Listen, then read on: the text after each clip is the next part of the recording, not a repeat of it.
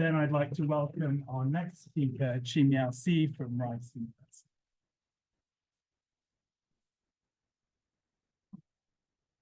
Do I really need a microphone? Well, maybe it doesn't hurt, so let's try. All right, so Yang asked me to cover strange metals, and it's very much going to be a seminar, a lecture. Strange metals is sort of a multi-faceted topic, and I thought what I'll do is give some aspects of it to illustrate the point.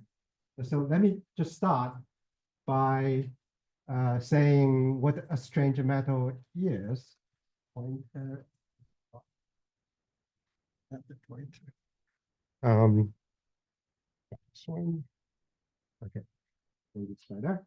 So strange metal was started as a category at the beginning of the high TC field, when high TC cuprate field, when the T-linear resistivity was observed over extended range of temperature. And that has since been observed in a variety of correlated electron systems, from materials to structures, and I'll illustrate that in some of the cases.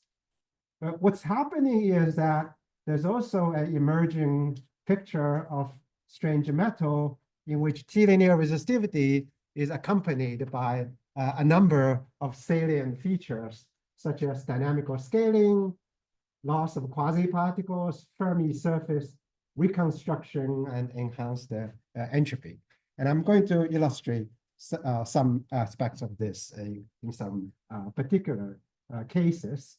So to put this phenomenon in the general context, let's consider just a generic electrons, case of electrons in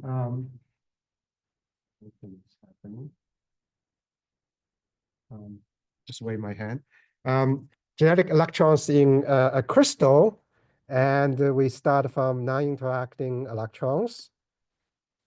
And then, as we heard from Masaki Ashikawa, that if we have electron system, the ground state would be a spin singlet, it would be a paramagnet, and so that's quantum mechanics at work.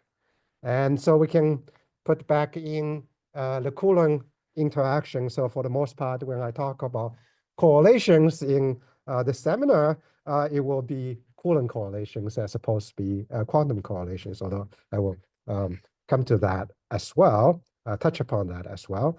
So this is a many-body canonical many-body fermion problem, and the first thing the textbook will teach us to do is to do perturbation theory in terms of Coulomb interactions. If you do that in 1D, some very interesting ground states happen. But if you do that in dimensions higher than 1 with generic Fermi surfaces, the statement is that quasiparticles are resilient in the sense that the ground state that you would end up with is adiabatically connected to what you get in the zero interaction limit, and the elementary excitation, which is quasiparticles as well. And so the quasiparticle, for those of you who have not been exposed in the past, it's something that, for example, if you plot the single electron spectral function that can be observed in the ALPS experiment, AEK versus E for a given K, in the non-interacting limit, there's only one sharp peak, delta function. But in the interacting case, when quasiparticles exist, it says that a bare electron has a fraction Z that's in this sharp peak, sharp in the sense that the width of this peak is smaller than the energy of this peak with respect to the Fermi energy. And that's very important for phenomenology because it leads to a variety of properties. You can see it in ALPS, but you can also observe in transport the T-square resistivity, and that's a part of the context for seeing that if you see T-linear resistivity over very extended temperature range, something unusual is happening. But whatever that something unusual is, we cannot access it by doing perturbation theory using the bare electrons as the starting point, as the building block of the low energy physics. So one way to bypass that is that we just change variables. And in Masaki Oshikawa's talk lecture yesterday, the question came up: if you do neutron scattering in real ferromagnets, you don't actually just see itinerant electrons at work. There's something like a local moment seen in form factors and other things. The good thing about correlated materials is that there's a very large variety of these. So I'm going to, for the most part, use the heavy fermion metals as a setting to illustrate the case. In that case, we have F electrons who we can call it a flat band or narrow band, and the Coulomb interactions are larger than the bandwidth. And so if you are in the commensurate case, it would be more localized, and what's left are spins. So that would be part of the building blocks, and maybe using this starting point, we can bypass the dictation of the perturbation theory in the electron basis that says Fermi liquid is the only fixed point or a line of fixed point. Another setting which has been mentioned a number of times over the course of this week is that you can have flat bands, and we heard about the case of the exactly flat band, but in real cases, the band is never exactly flat. But at least you have a hierarchy of the bandwidth. The width of the flat band is small compared to the width of the wide bands. And then it also matters where the chemical potential is. But if chemical potential happens to be not too far away from the flat bands, then the flat bands become active for the low energy physics. And then you can compare the Coulomb interaction U with either the width of the flat band or the width of wide band, and you get 4 regimes as opposed to be, or at least 3 regimes, or maybe 4 regimes, but more than what you would normally get if all the bandwidth is roughly the same order of magnitude. And in particular, the new regime that arises is that the Coulomb interaction, which could still be relatively small in the genetic settings for, say, these oxides or intermetallics, but because of the opening of this flat band, Coulomb interaction actually gets the system into a non-perturbable regime because the flat bands are strongly correlated. So this is another setting which connects to a variety of different flat band systems, and I'll also touch upon. So here's the plan. Now, what I want to do is to first illustrate the case that there has been progress made on strange metal physics towards a profile of strange metals, so more on the physical properties side. And then in a way, it's more like prospects on several emerging themes, and I picked 2 of these. One of them is to characterize the strange metal by some means that in condensed matter setting that's not often used, in this case, connecting with quantum entanglement, and we've heard a lot about that earlier today, especially. And the second is that in some sense, all the massive efforts, experimental and theoretical, going into the strange metals, maybe we can either, depending on your perspective, can apply strange metallicity or doing emulation using some designer or special platform. So those are the 2 parts. I really only want to touch upon it. So if I end up not having enough time, please feel free to cut me off at any time. But let me start from where I'm headed.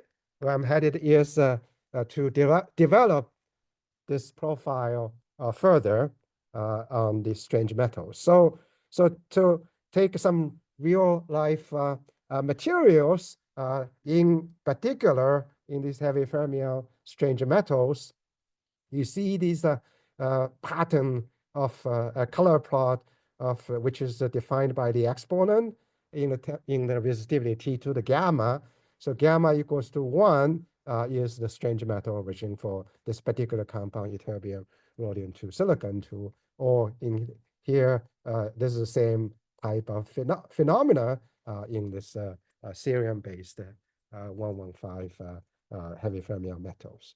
And so the horizontal axis is some tuning parameter in real lab. It could be magnetic field, pressure, or other means. So theoretically, we're going to tune this by considering whichever degrees freedoms we are looking at and the effective interactions which are expressed in terms of these degrees freedoms. We can identify the interactions which compete with each other in some well-defined sense. And the ratio of these interactions would be the theoretical control parameter. And I wanted to illustrate a case that you can have a quantum critical point which goes beyond just the fluctuations of the Landau order parameter, which in this case would be from antiferromagnetic metal to ferromagnetic metal. So the natural fluctuations of the natural source of quantum fluctuations would be the fluctuations of this magnetic order parameter. But I want to make the case that even something like a Kondo effect, which doesn't involve any spontaneous breaking of the global symmetry, can come in to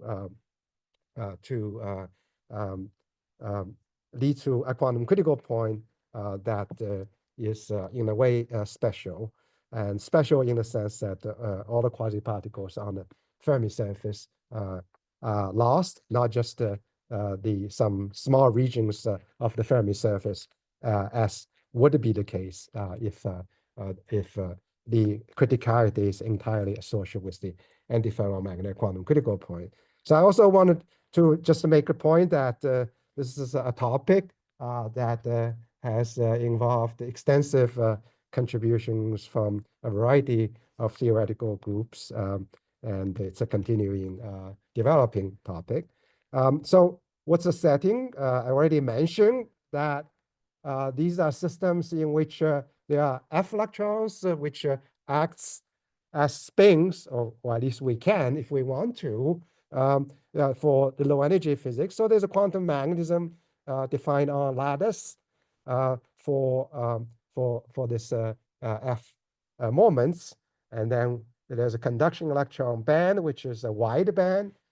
Of course, the interaction is non-zero, but for the purpose of this study, we don't need to consider the interaction, or at least it's a common practice not to worry about the effect of interactions, recognizing that strength of interaction is still smaller than the width of this generic band. And symmetry allows exchanging interaction between the local moment spins and spins of the conduction electrons, which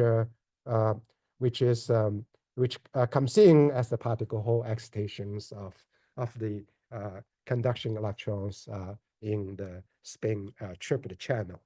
So so there are two kinds of interactions: the Kondo anti-ferromagnetic Kondo interaction, and typically anti-ferromagnetic RKKY interaction between the spins. And consider the canonical limit in which the Kondo interaction, the effect of that takes over in leading to a singlet, ground state singlet formed between the local moment spins and the spins of the conduction electrons. So illustrate like this. And if we have a ground state with certain structure, we can derive the low energy excitation spectrum by breaking up the structure in the ground state. So if you break this object up, you could kick out an electron. That would be the wide band that's still coming in forming the low energy excitations. But it could also form this composite object that has localized spins, which in its Hilbert space, it's a spin 1/2 collection of spin 1/2 objects. But in the Hilbert space, the excitations produce spin 1, and this hole or electron has spin 1/2. So this can form a spin 1/2 combination, which is and also has charge E, 0 plus E or minus E. So this blob very much acts as a quasi-particle because it has exactly the same quantum numbers of a bare electron.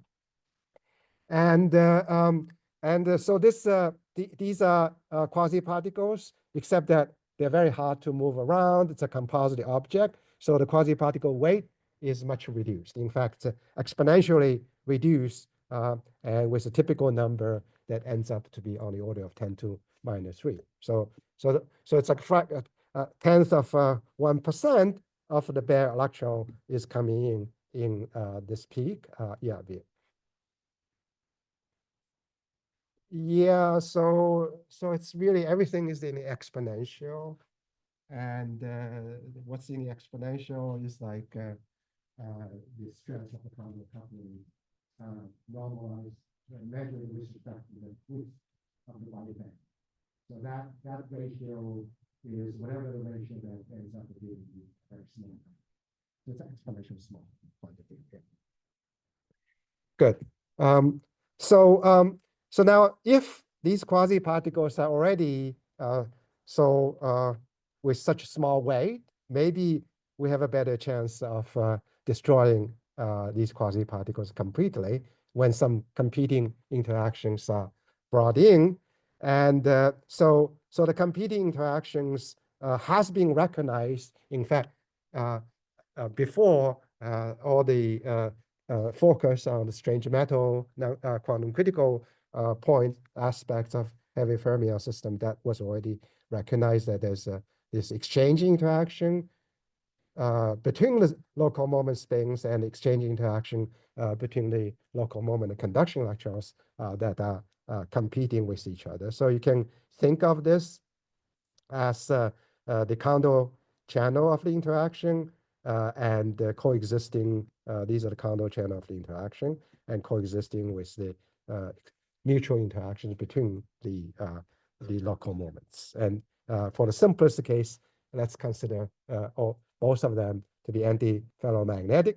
And we need to have a way to treat this competition. I'm not going to get into details, except that it's a sum of infinite series of diagrams that includes the Kondo processes as well as the dynamics associated with the exchange interaction. This Jij should, in the previous slide, is Iij. So it's actually same thing with should have been labeled as Iij. So these dashed lines, they come in these processes to contribute to coexist with the dynamics associated with the Kondo interactions.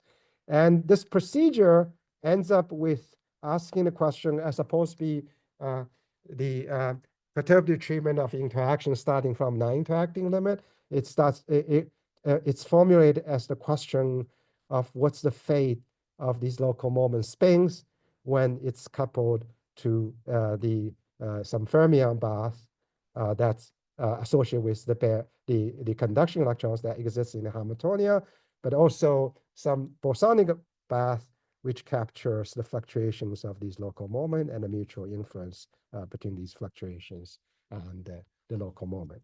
And so the reason this allows us to make some progress is that we can analyze this problem and ask how many fixed points are there.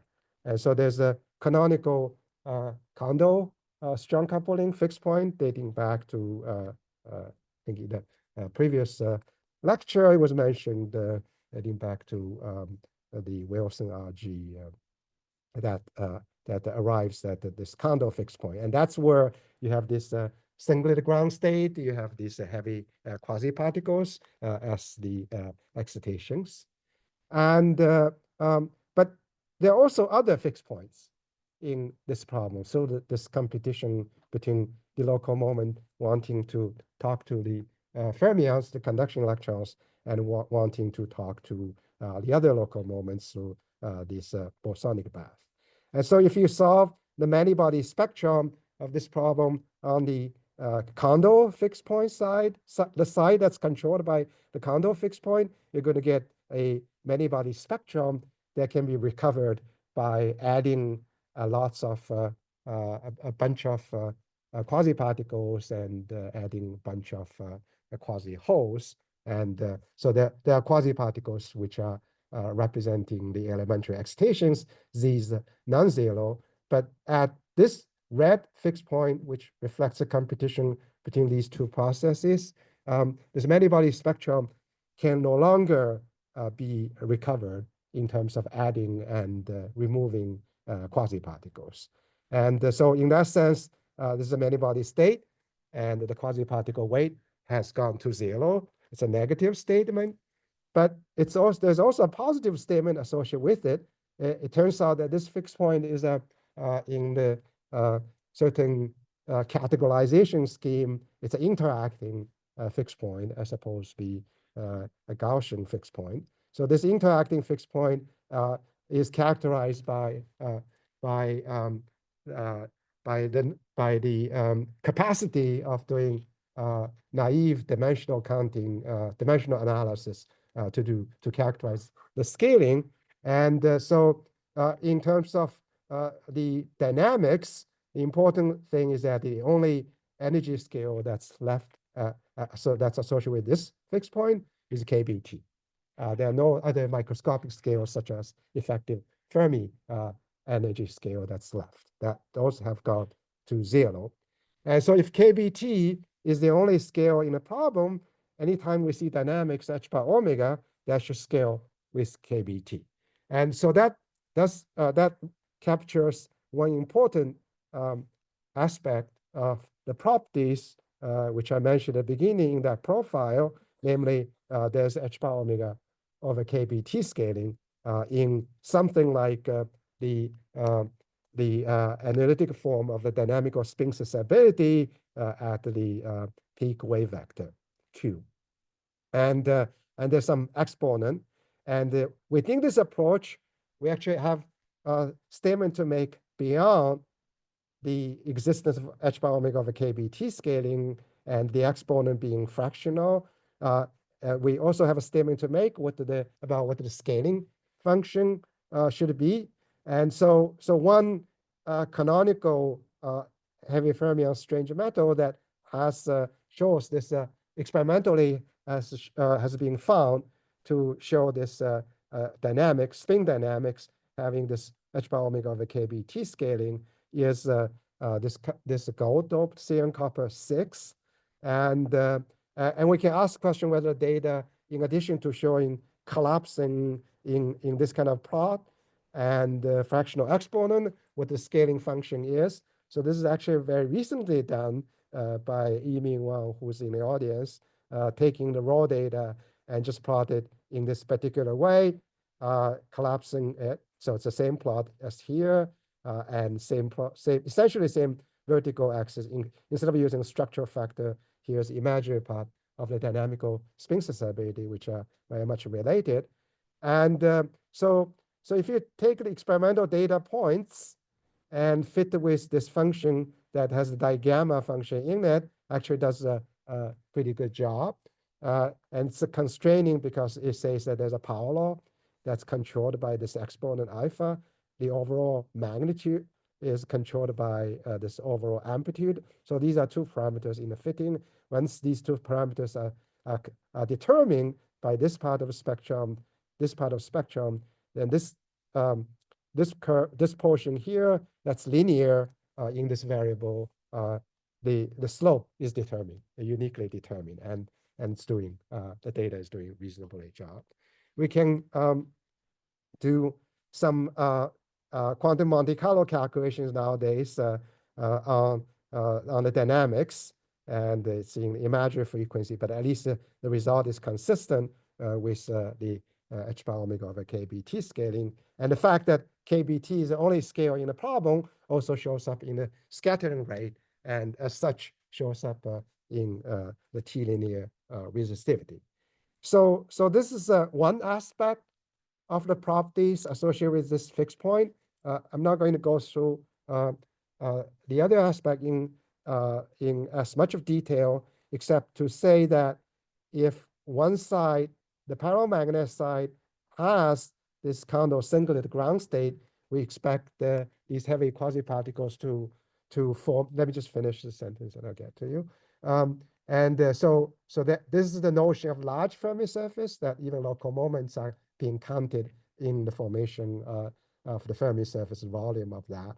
But on the other side, the critical point is where the Kondo effect is critically destroyed. So on the other side, the local moment spins are no longer forming singlet with the ground state, with the conduction electron spins, and therefore these quasiparticles are associated with the spins. Local moments are gone, and that becomes a small Fermi surface. So that actually was a prediction that in the end was extensively tested by Hall effect measurement and quantum oscillation. There was a question. Yeah. Yeah. Okay.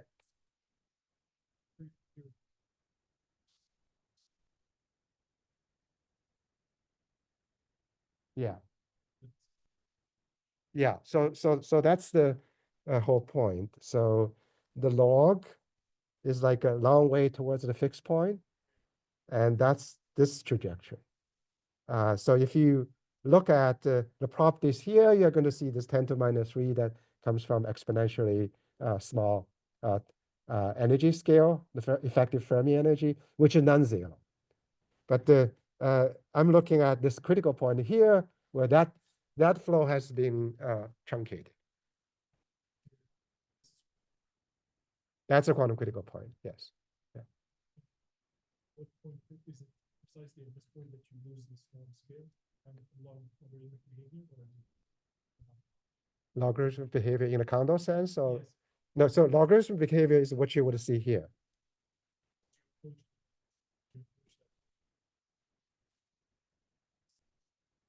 Sudden transition. Yeah, so it's a bit of a delicate question.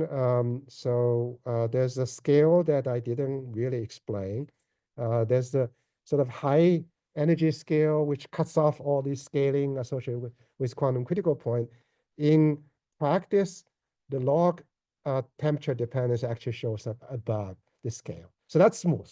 That's sort of high energy physics. When you get to here, that's instead of log, you get a t square.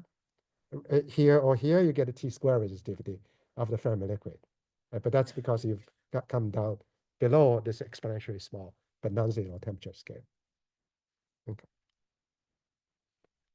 Good. And so that's the jump of the Fermi surface across the quantum critical point. And I already alluded to that the quasi-particle weight goes to zero. There's a loss of quasi-particles.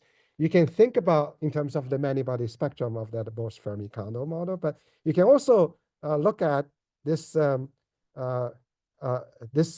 evolution of large to small Fermi surface. So something is jumping across a quantum critical point. That doesn't sound right for continuous transition. The only way to reconcile that is that the quasi-particle weight of the large Fermi surface and the quasi-particle weight of the small Fermi surface, they both go to zero when the quantum critical point is approached from the two sides. So that also suggests that indeed the quantum critical point, you should have the loss of quasi-particles.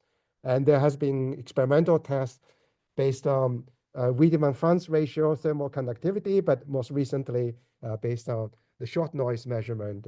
There's a poster by Yiming Wang just outside to talk more details about both the experimental observation of this short noise reduction and theoretical considerations for the Fermi liquid case and this type of quantum critical point. So to summarize this first part, I would say progress has been made at least in the sense that there's a emerging profile of strange matter. This is only one category of material, so we probably should be modest about that. But there's indication that that other classes of strange metals have at least various aspects of this accompanying salient features of strange metallicity. So that's part of continued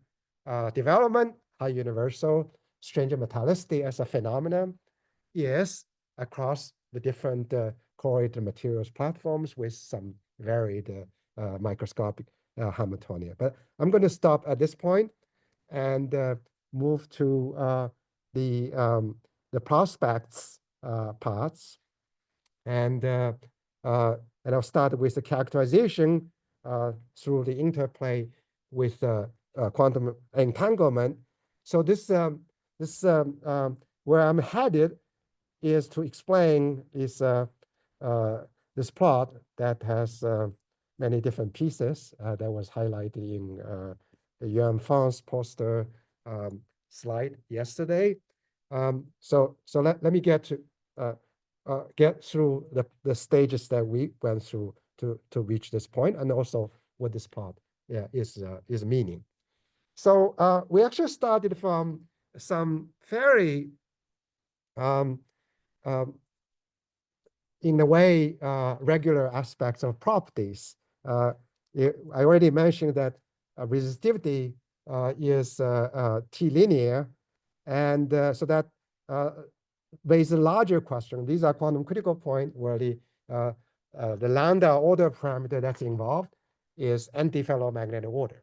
So you're going from in the Landau sense, you're going from anti-ferromagnetic order to paramagnetic ground state. And so it would be from the Landau critical phenomena sense, the magnetic fluctuations the only ones which are singular, and if there's a h power omega of a kBt scaling, they would, and they did, as I showed you. But we could ask the question whether some other sectors, like a charge sector, is also critical at this quantum critical point, especially because Kondo effect is involved, and historically Kondo effect was not. Kondo effect is very much the spin physics. If you think about the entropies associated with the critical fluctuations, it's a mostly spin entropy. But even historically, the Kondo effect was not discovered by measuring spin properties. It was actually discovered by measuring charge properties in the temperature dependence of resistivity. So it turns out that the Kondo effect, when it's critical, theoretically, at least we can make a statement that there's some degree freedoms that contains charge that's also singular. Experimentally, one can ask question whether quantities in the charge sector, such as optical conductivity, is also singular. And this was there was some indication in the ITC cuprates that this is the case. I would say the most systematic thing that's being done was actually done here in our colleague John Konno's lab with the material coming from the Vienna group of Silke Pasha.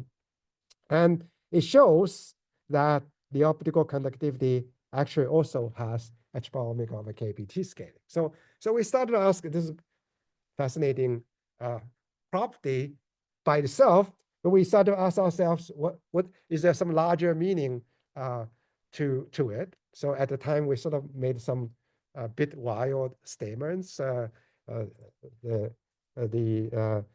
were some statements about like billions of quantum entangled billions of electrons are entangled with each other. So sounds pretty good. And even the science editorial says that that this refers to this experimental finding. Their findings point to a highly entangled state of charge and spin, which may also be responsible for the strange metal phase in this material. So with statements like this, we thought, well, maybe we should do something concrete to follow up on this or to substantiate such statements. So let's come back to this model. We have spins. We might as well think of the spins as qubits. So we have lattice of qubits in this model, and we have bare conduction electrons. And there's interaction among the spins, and there's interaction between the spins of local moment and the spins of conduction electrons.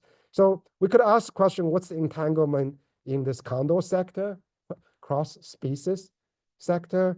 And we could also ask the question, what's the entanglement among the spins of local moments?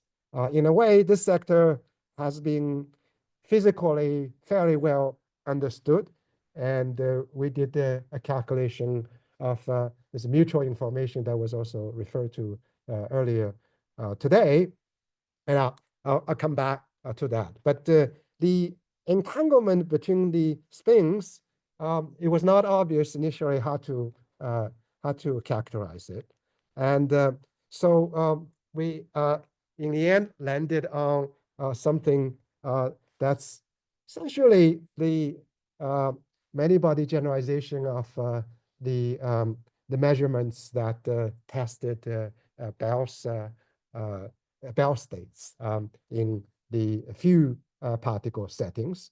So this is instead of entanglement measure that we heard, it's an entanglement witness, and it's a particular form, quantum Fisher information. So you can think about quantum Fisher information in a number of different ways. One way to think about is that we don't divide the system into A, B, C. You get some witness, such as a neutron beam, to do the partition for you. Another way of thinking about is actually to respect the history of Fisher information, which existed in the classical context, which was to measure certain quantities, say the magnetic field, as accurately as possible. And we know that if we want to measure a quantity as accurately as possible, we want the variance of its conjugate variable to be as large as possible. And variance in many-body context is very much connected to the fluctuation spectrum.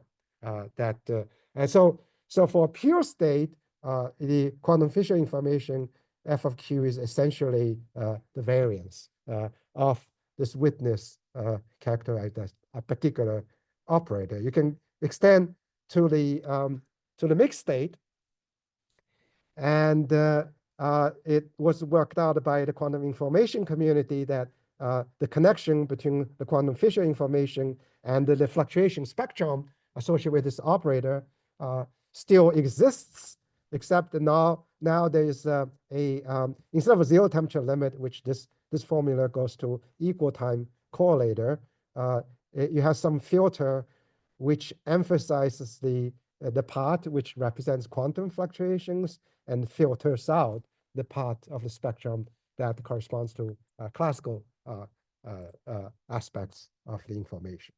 So as a condensed matter person, the first one question one could ask that if we already know the dynamical spin susceptibility, say, why do we want quantum Fisher information? The susceptibility already contains all the information that you will need for this correlation. And that's where this essentially the analog of the inequalities that was involved in determining Bell state comes in here. It's in terms of this quantum Fisher information, normalized by the number of degrees freedoms, and also normalized by the eigenvalue spread.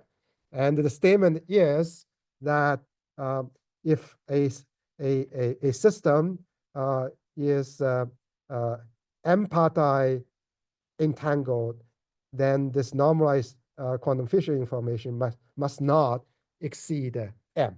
So if you get something like 2.5, you can infer that the lower bound of entanglement is 3-parti entangled. And so we did that calculation for this model for heavy fermion quantum critical point. across the quantum critical point at lowest temperature, close to the lowest temperature that we can do systematic calculations on. And we find a peak in this normalized quantum Fisher information. And so what I'm plotting is the spin quantum information, meaning that this witness, this operator O is the spins of the local moment. So we're probing the spin correlation and the spin entanglement. And so this spin QFI is this peak. So we can ask them two questions at least. One is does that connect with experiment? And so as a function of control parameter, experimental measurement is very expensive, but we can stay at a quantum critical point and vary the temperature. And that's what came out. This is a normalized quantum Fisher information as a function of temperature. This is the bare quantum Fisher information per site, per spin as a function of temperature. And these kind of values, turns out that we can extract it from the measured dynamical spin susceptibility. Most accurate about that is done in the Vienna group by Soka Pashin in a new strange metal heavy fermion system. But basically, these are the kind of temperature dependence and the kind of numbers for the quantum Fisher information that came out of experiments. So that's good. That's encouraging. The second question one can ask is this peak, what it means. In fact, if you do something like transverse field Ising model across the quantum critical point, one already knew that the quantum Fisher information should be peaked at a quantum critical point. So experimentally, that actually has been very hard to determine. But theoretically, have we learned anything new from such a peak in the calculation of this Kondo lattice model? And so it turned out, and I want to make the point that we did learn something new. And so let's look at, this is above 2. So we are witnessing in a strange metal regime multipartite entanglement. So you can think about spins, local moment spins forming a blob like this, and there's multipartite entanglement. Now, to put this in the context of the understanding that this field already has, which we can recapture it by calculating the mutual information between choosing the local moment spin as subsystem A, conduction electron spin as subsystem B. And I'm not going to show you the data, but we can infer from the mutual information that this side, there's a Kondo singlet, this side, there's a destruction of the Kondo singlet. That's not a major new insight. That sort of has been already understood historically. But the key is what I said already earlier, namely, if you form the singlet between local moment and the conduction electrons, then you can get the quasiparticles. However small the quasiparticle weight is, Z, but it's non-zero. But now here, so the local moment spins were able to form entangled state with the spins of a conduction electron. Here, because the local moment spins are forming multipartite entanglement, the term monogamy was already mentioned by Steve White.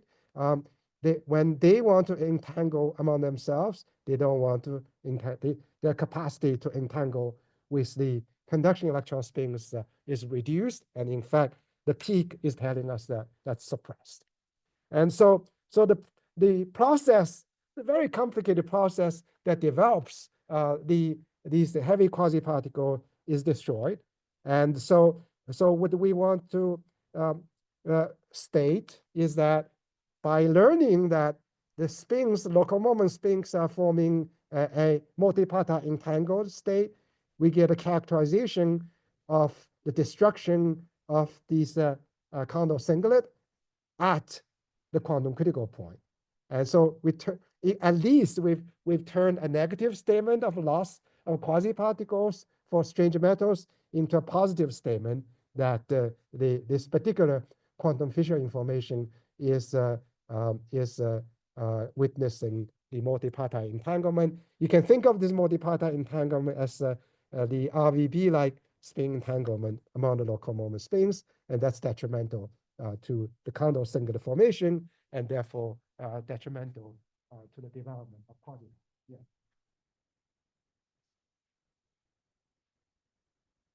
Yeah, so I told you we got the result that scaling, that follow scaling, that element spaces ability, and I also mentioned the exponent is fractional. So if the exponent is fractional, if you think about that procedure to extract from the Fisher information, you can convince yourself that the value at a zero temperature will be fine. The quantum Fisher will be fine. Yeah. And whether in the end it's 2.5 or 3.8, it could have been 3.5. Could have been also. Sorry? Could have been also. Could have been.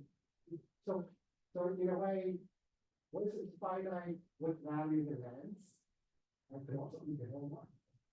There you go. You said it's multi-particle is bigger than 2. Right? Yeah. So we found that it's larger than 2.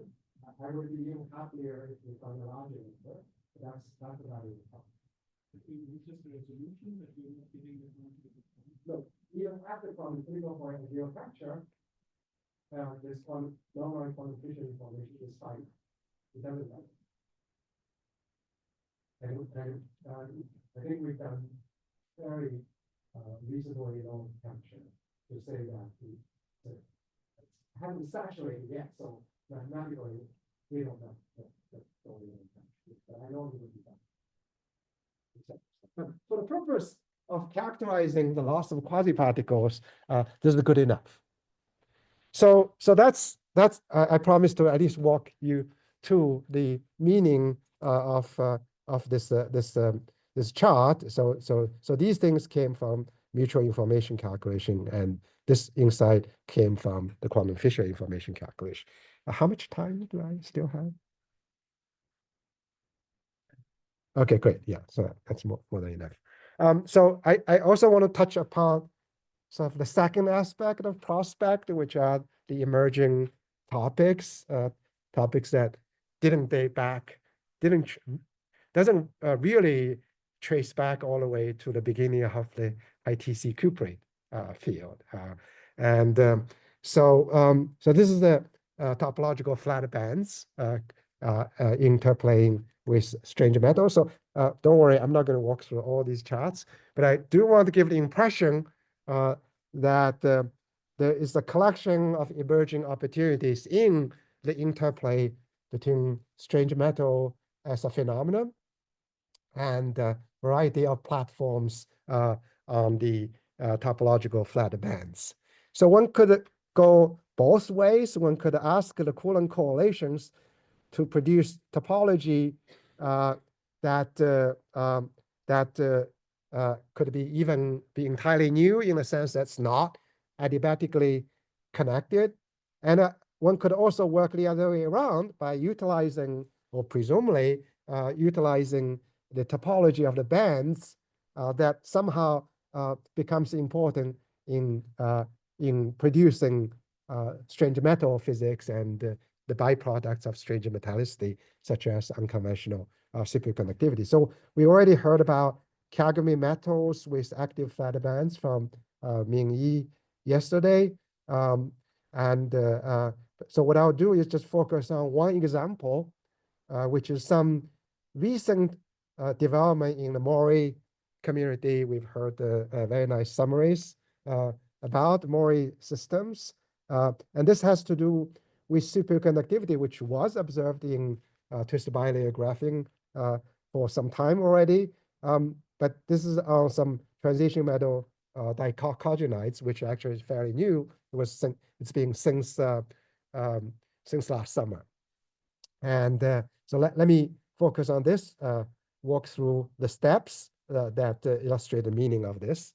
And so, but the point I already made, a shorter version of it is to say that you can use strong Coulomb correlations to produce topological, for example, topological semi-metals without the quasiparticles. So in that sense, it's very much sharing the traits of a strange metal.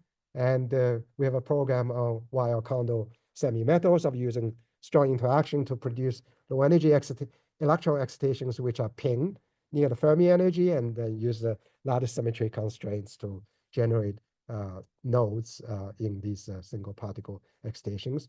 Or the conversely, I want to advocate for this notion that band topology actually in certain regimes of interactions can be considered as producing as a source of quantum fluctuations that can turn flat band systems, which normally would have been producing electronic order, but by increasing these quantum fluctuations, we can suppress the order, very much like suppressing the anti-ferromagnetic order of the heavy fermion systems, get to the regime in which at which there's amplified quantum fluctuations, and get strange metals and unconventional superconductivity. So these kind of Brian zones you're already seeing from Alex Thompson's lecture earlier today. The Mori here is formed by transition metal dichalcogenides, particularly, let's say, W and selenium, and they differ from the graphene that there's a very strong spin-orbit coupling, and so that leads to spin valley locking. So that's helpful for the theorists because it reduces the number of degrees of freedoms. And I think probably it's fair to say it was a surprise that the experimentalists discovered superconductivity. So what I'm plotting here, this is the data from the Cornell group. There's also parallel data from the Columbia group.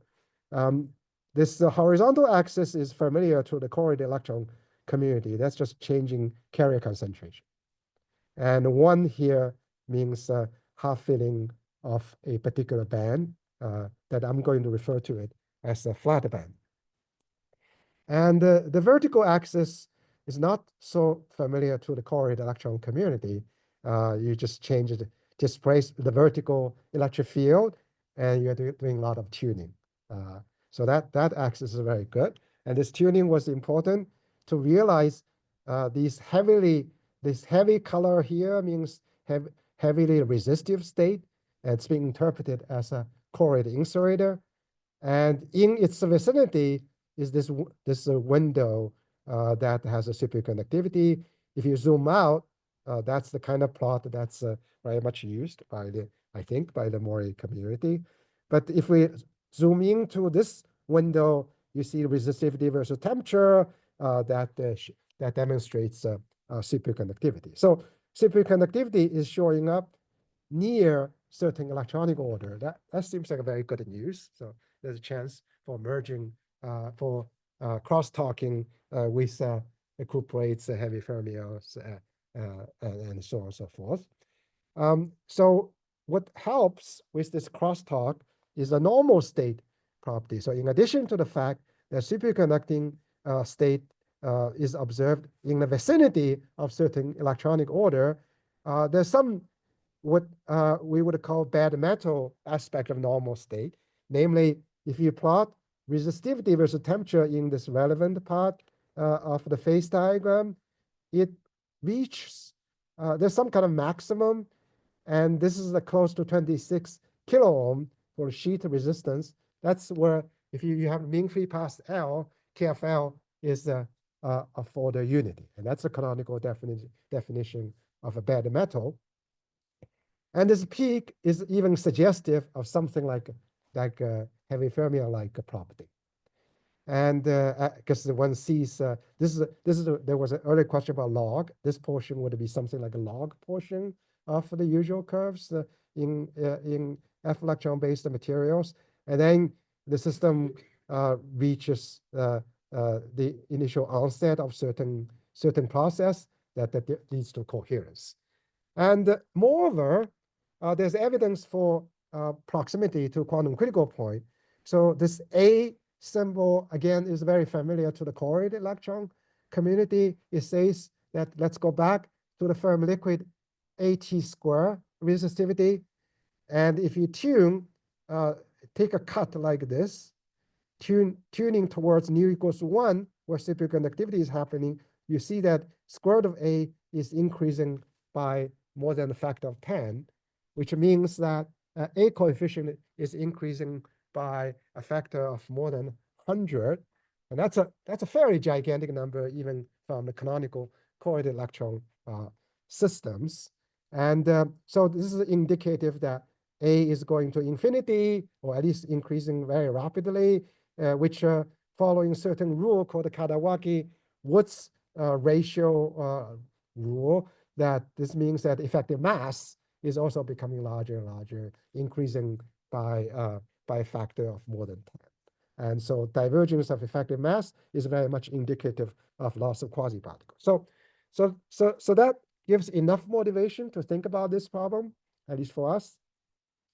And another feature which is very important is that if you take something like a nickel-3, indium, cesium, chromium-3, antimony-5, these Kagami and Pyroco and the material that Ming talked about, these materials are bulk systems. They have flat bands, but there are many, many other bands which are floating around. We've dealt with 60 bands. It's an astronomical number of for us to deal with. But here there are very few bands. And in addition, the flat band it has a gap that separates the flat band and the nearby bands. So now if you think about half-field flat band, it's very much like the kind of systems that the model studies that Masaki Oshikawa talked about. The whole point was to get something like ferromagnetic order or other cousin electronic orders. So why would it be? And in fact, the cousin material, instead of WSE2 twisted, if you have MOTE2 twisted, that's a canonical setting for topology, both band topology and correlated topology. So we know that one characteristic that these bands can be topological, whether in this particular material at particular twist angle, they are really topological or not, we actually don't know. And so we just run through all the different possible combinations. And so this is like one valley has Chern number -1, the nearby one has the same valley that has Chern number that's opposite. And so we know that half-field band, flat band, very naturally gives electronic order. So if we want to get to superconductivity, presumably we want to amplify quantum fluctuations. Now, it was already mentioned that topology does something for considering the cooling interaction effect. So we actually been thinking about this more like in the context that Ming was talking about, such as Kagami metal. If you have nearest neighbor without any spin orbit couple, nearest neighbor hopping, without one orbital per site, and without any spin orbit coupling, you have a completely flat band. And this completely flat band is a real space way of looking at it, called compact localized state historically. Namely, if you turn this destructive interference plus to 0 to here, minus to 0 to here, and they completely cancel each other, that gets you the amplitude 0. So it allows you to construct a local combination, plus minus, plus minus, plus minus, for if we want to describe this active flat band in this completely flat case. And but that turns out not to be good, because it's not these. You can convince yourself that these compact localized states from neighboring sites, they are not orthogonal to each other. And it turns out also it's incomplete. That's the +1 that the Masaki was talking about for the Kagami lattice. But so what we were able to do recently was to form some, instead of, actually we are only able to do in a 2-orbital version of this. And turns out that when the chemical potential is passing through a flat band, there's a nearby band that has exactly opposite spin Chern number. And that allows us to construct these real space orbitals, and which we call compact molecular orbitals. For reason, we were motivated by the similarity and differences with this compact localized state, you have plus minus, plus minus, plus minus. This is still plus minus, plus minus, plus minus at the core. But here, except that there's a lot of decorations. And those decorations are important to make this, these to be states that are orthogonal to each other for the ones that come from neighboring unit cells. And this is actually now more than just a theoretical construct. Turns out that if you have combination like this, plus minus, plus minus, plus minus, instead of a atomic orbital, because it's a molecular orbital, you can put the STM tip here to see a Fano resonance. And you can put the STM tip here to see the complete absence of a Fano resonance. And so that provides a very direct access to the analog of a neutron scattering form factor to see that the agent for non-firm liquid behavior is associated with these kind of objects. So we use this framework to do the construction. Yeah, if I could have like 50 seconds, I'll finish it. So we can do the similar construction for this compact molecular orbitals. But the important point is that you cannot do the construction for this one topological band alone. You have to combine the two to do some unitary transformation in order to construct this compact localized state. Uniform transformation means, in terms of these real space orbitals, that they have to be hybridizing with each other. And hybridization is very much the source of quantum fluctuations. Hybridization is in the atomic heavy fermion system is what distinguishes the kind of heavy fermion materials we are interested in versus hard magnets that other communities would be interested in. And so this source of quantum fluctuations competes with the natural tendency of order associated with the flat bands. And so there was a question yesterday in a discussion session about how to connect flat bands with superconductivity. This is one mechanism. Namely, you use this topology to enable these hybridizations or quantum fluctuations and tune away from natural order to get to the quantum critical regime and to superconductivity. This was speculation, but we actually did a numerical calculation to show that there is indeed superconducting instability. Tc is about a few percent of the Fermi temperature, and that's very much in line with the experimental phenomenology. And there's a poster by Chen Li, who has, together with Fang Xie, who has developed this further, and I will not get into it. So let me just finish by acknowledging my collaborators, the folks in my group at the Rice. They're all here, I think, and we collaborate extensively, drawing a lot of motivation and encouragement from Ming Yi and Wencheng Dai. And these are a number of former graduate students, postdocs, long-term collaboration with Kevin Ingerson from Florida, University of Florida, some symmetry aspects with Maya Verganieri, who's here, and Jennifer Cano.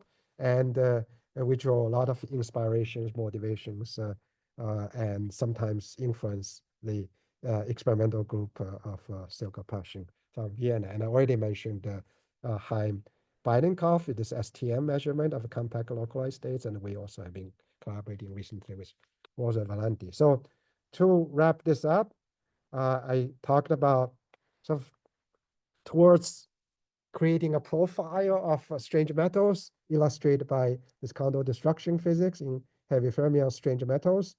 And one aspect of prospect is to use quantum information means to characterize the properties, such as loss of quasiparticles of strange metals, and also forming some dialogue, but in a way it's also using these topological flat band systems as emulators for strange metals. And in particular, I emphasize this, I didn't really talk about Coulomb coalition for novel topological phases, but I used this twisted WSE2 setting to advance this notion of topology that can dictate quantum fluctuations, which in turn could create strange metals and by extension, unconventional superconductivity.